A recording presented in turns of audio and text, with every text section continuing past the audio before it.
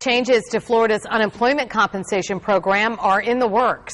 As our exclusive Capitol correspondent Whitney Ray explains, legislation would require people receiving checks to volunteer 4 hours a week.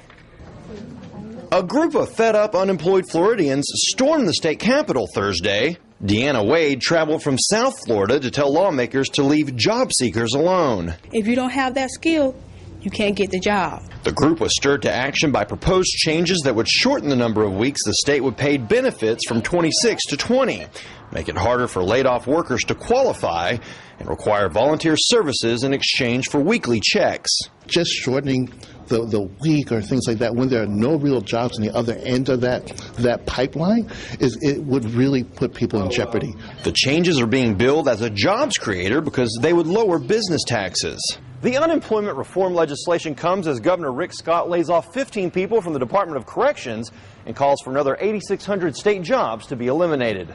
But Scott says handing out pink slips to state workers will help create private sector jobs. This is going to create, 244 jobs. To prove his point, Scott announced 244 new science jobs being created in Tallahassee. We have a lot of things like this that are going to happen all across the state. At the center of the debate is a bill that comes due this fall. Florida's borrowed $2 billion to pay unemployment claims.